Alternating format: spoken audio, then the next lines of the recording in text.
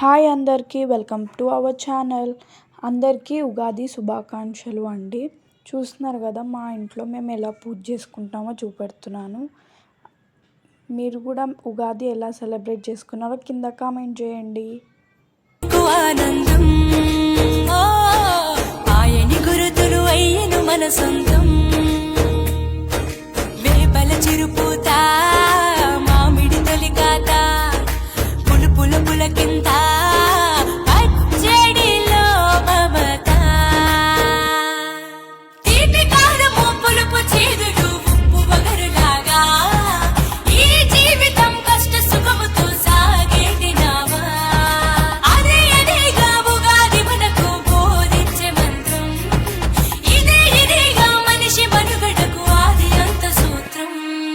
విళంబిన మా సంవత్సరం విజయ పరంపర ప్రారంభం. 6 రుచులతో అయ్యను ఆరంభం. మనసుకు తెచ్చెను తరగని సంత